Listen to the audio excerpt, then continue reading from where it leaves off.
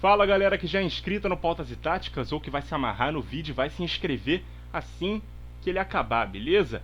A análise retrô de hoje é sobre o Boca Juniors, comandado pelo mago Carlos Bianchi e que liderou equipes entre 2000 e 2003 que imortalizaram o clube como o maior da América do Sul, ganhando 3 Libertadores e 2 Mundiais num período de 4 anos. Vamos contar a história das campanhas desse time histórico, temido em toda a América. Vamos pegar aqui a nossa prancheta e começar falando, é claro, pela ordem cronológica do time de 2000, que tinha como base o goleiro Córdoba, o lateral direito Ibarra, Bermúdez na zaga, Walter Samuel, ele mesmo que jogou no Real Madrid, na Internacional, na zaga, e Arruabarrena na lateral esquerda. O Traverso era o primeiro volante, Batalha, um segundo homem no meio campo pela direita, o Basualdo pela esquerda e o grande craque Juan Román Riquelme, o ponta de lança. A dupla de ataque Palermo e Esqueloto. Esse era o time dos anos 2000, comandado pelo Carlos Bianchi. Sistema base do futebol argentino nos anos 2000, né? Um 4-3-1-2. São 3 volantes, um primeiro homem, que é o Traverso, fazendo a proteção da zaga. 2 box-to-box, que são o Basualdo e principalmente o Batalha, que era muito rápido, entrava na área o tempo todo, principalmente aproveitando aqui que o Palermo era o centroavante, então ele aproveitava esse espaço à direita, tinha uma recomposição absurda, dava suporte ofensivo, sendo um homem surpresa. Inclusive essa posição de box-to-box é chamada na Argentina de carrilleiros. Então esses dois jogadores eram os carrilleiros da equipe do Boca. Assim como o ponta de lança é chamado de enganche, e o grande enganche desse time era o Riquelme. É um dos maiores camisas 10 clássicos que eu já vi e certamente um dos que eu mais gosto. No ataque um 9 clássico, como eu acabei de falar, que era o Palermo, e um ponta jogando de segundo atacante, que era o Esqueloto, caía pela direita, caía pela esquerda, isso no ano de 2000, beleza? Por vezes o Batalha até caía um pouco mais pela direita para dar profundidade por aquele lado. Apesar de jogar com 3 volantes, os laterais não subiam tanto, eles não eram tão presentes no ataque como fazem os laterais brasileiros, beleza? Vou soltar a prancheta aqui rapidinho para falar sobre a campanha do Boca na Libertadores de 2000. Ele marcou 13 pontos na fase de grupos, 4 vitórias, um empate e uma derrota, vencendo o Blooming 2 vezes, 6-1 fora de casa e 1-0. Aliás, 6-1 em casa e 1-0 fora, além de outras 2 vitórias na Bombonera. 3-1 no Peñarol e 2-1 na Universidade Católica. Empatou fora de casa por 0-0 contra os uruguaios e perdeu no Chile por 3-1. No mata-mata, eliminou o El Nacional da Colômbia, num confronto que faltou gols na ida e sobrou na volta, né? 0-0 fora e 5-3 em casa. Nas quartas, passou pelo arquirrival River Plate, perdeu por 2-1 no Monumental e venceu por 3-0 na Bombonera. Nas semis, contra o América do México, venceu por 4-1 em casa, perdeu por 3-1 fora, 5-4 a favor do Boca no agregado. E na decisão enfrentou o então campeão Palmeiras, que tinha passado pelo Corinthians nos pênaltis nas semifinais, e depois de 2 empates, 2-2 na Argentina e 0-0 em São Paulo, naquela época não tinha a regra do gol fora, nova disputa na marca da Cal, e o goleiro Córdoba brilhou, pegando as cobranças do Asprilla e do Roque Júnior, consagrando o Boca pela 3ª vez campeão da América.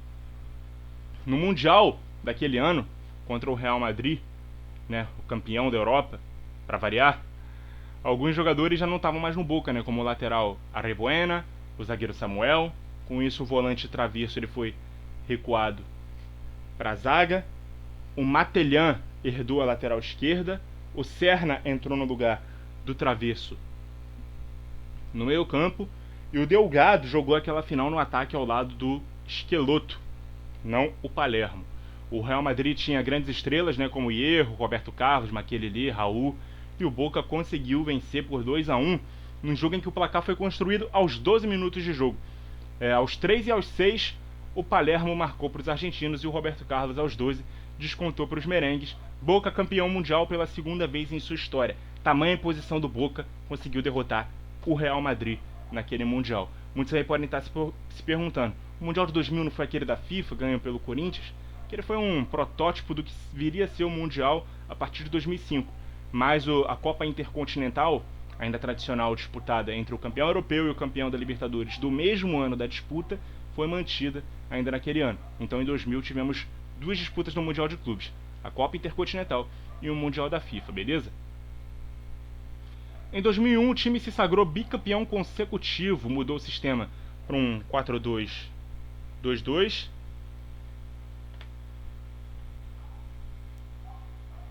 e teve algumas mudanças também na escalação. Córdoba no gol, Ibarra, Bermúdez, Matelhan, o lateral esquerdo da final no Mundial, foi para a zaga, e o Clemente Rodrigues na lateral esquerda. Travesso e Serna no meio, Villarreal e Gaetan, os dois meias, Riquelme no ataque, juntamente do Delgado, beleza? Ele foi adiantado para essa posição.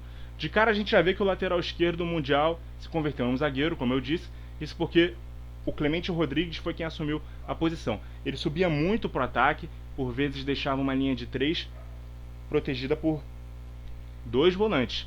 Vale lembrar que o Travesso, que jogou na zaga no Mundial, também podia ser um lateral esquerdo, então era ele quem normalmente cobria as subidas do Clemente. Por isso ter dois volantes protetores se fez necessário.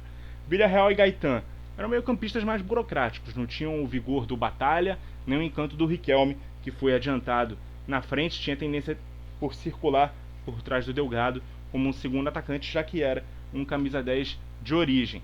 Esse time de 2001 também foi campeão da Libertadores, fez a seguinte campanha: 15 pontos, 5 vitórias e uma derrota na fase de grupos, venceu o Cobreloa 2 vezes por 1-0, o Oriente Petroleiro por 2-1 e 1-0, e o Deportivo Cali por 2-1, mas também perdeu por 3-0 para eles fora de casa. Nas oitavas passou pelo Júnior Barranquilla, 3-2 e 1-1. Nas quartas, 2 vitórias sobre o Vasco da Gama, 1-0 e 3-0. Nas semis reencontrou seu vice da final anterior, o Palmeiras, e também venceu nos pênaltis, 2-2 nos 2 jogos e 3-2 nas penalidades. E na decisão enfrentou o Cruz Azul do México. Cada um venceu um jogo por 1-0 e novamente nos pênaltis vitória chinesa por 3-1. Dessa vez não deu para ganhar o Mundial. O Bayern acabou derrotando os argentinos por 1-0 na decisão.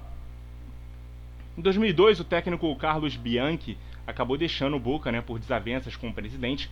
Quem assumiu foi o uruguaio Oscar Tabares, ele mesmo, que até outro dia estava na seleção do Uruguai, e o time passou a temporada em branco. Na Libertadores foi eliminado nas quartas de final diante do Olímpia, e o meia Riquelme acabou deixando o clube no meio do ano rumo ao Barcelona. Só no ano seguinte, em 2003, o Bianchi retorna à Bombonera e com ele a América voltava para o seu dono habitual, o Boca Juniors. Sem o maestro camisa 10, El Mago, como era chamado, o Bianchi encontrou uma nova referência para o seu time, o jovem atacante Carlitos Tevez. E o time passou a jogar numa formação meio mais parecida com o nosso 4-2-3-1 de hoje. Mas a gente vai explicar os padrões dessa equipe. O time também já não tinha mais alguns ídolos, como o Córdoba, que foi substituído pelo Abondanzieri no gol, Ibarra seguia na lateral direita, Burdisso e Schiavi eram os dois zagueiros, Clemente Rodrigues o lateral esquerdo. Cañá e Batalha, ele mesmo de volta ao Boca, os dois volantes, Esqueloto dessa vez mais à direita, o Cassini no meio, o Delgado na esquerda e o Tevez no ataque. Essa era a equipe do Boca, o time base. Nesse time o Esqueloto passou a jogar mais pelo lado direito, quase que como um ponta, fazendo o desenho a partir de um 4-2-3-1. O Tevez e o Delgado, eles meio que faziam uma dupla de ataque meio torta, Quem dava profundidade pelo lado esquerdo ainda era o Clemente Rodrigues. O volante Cañá era quem protegia mais a zaga e deixava o Batalha subir um pouco mais para o ataque. Então a gente via esse time atacar numa espécie de 3-1-4-2, mas se defender num 4-2-3-1, um pouco mais semelhante com o que a gente vê nos tempos modernos. O Boca venceu a Libertadores daquele ano, passando por Independiente de Medellín, Barcelona de Guayaquil, ambos em casa por 2-0 e 2-1, venceu o Colo-Colo no Chile por 2-1, em casa contra eles acabou empatando por 2-2, também empatou com o Barcelona pelo mesmo placar, e perdeu por Independiente por 2-1, fora de casa. Fez 11 pontos, passou de fase em segundo lugar, atrás dos colombianos. Nas oitavas de final, o histórico jogo em que foi derrotado pelo Paysandu na Bombonera, 1-0, gol de Arley, que no mesmo ano viria a se transferir para o próprio Boca, mas venceu no Pará por 4-2 e acabou avançando de fase. Nas quartas, 2 vitórias por 2-1 sobre o Cobreloa. Nas semis venceu o América de Cali por 2-0 e 4-0, e na decisão diante do Santos, na Argentina, 2-0, e também ganhou por 3-1 aqui no Brasil. Foi a terceira Libertadores vencida pelo Boca em 4 anos, e o ano ainda foi coroado com a conquista no Mundial sobre o Milan, que tinha Kaká, Maldini, Pirlo, Seedorf, Shevchenko e companhia. Foi buscar um empate em 1-1 no primeiro tempo e venceu nos pênaltis por 3-1. A Bondanzieri defendeu 2 pênaltis, de Pirlo e de Costa Curta. O Seedorf ainda bateu um pênalti para fora e o Boca se sagrava tricampeão mundial na história.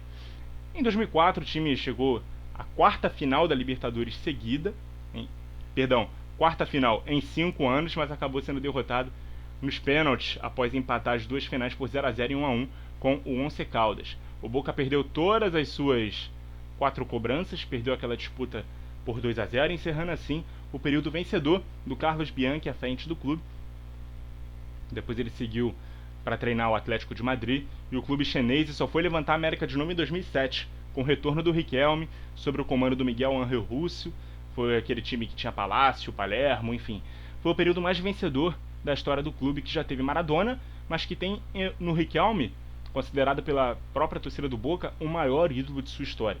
E considerado por mim o maior jogador da história da Libertadores. Nenhum jogador é tão emblemático nessa competição como o camisa 10, que regeu o time em 2 conquistas consecutivas e regressou para uma terceira 5 anos após sua saída. Sem dúvidas, o Boca, nesse período, era o time mais temido das Américas e um dos mais respeitados do mundo, mostrando que há, sim, clubes competitivos fora da Europa. Muito obrigado a você que acompanhou o vídeo até aqui. Continue ligado no Pautas e Táticas. E até a próxima!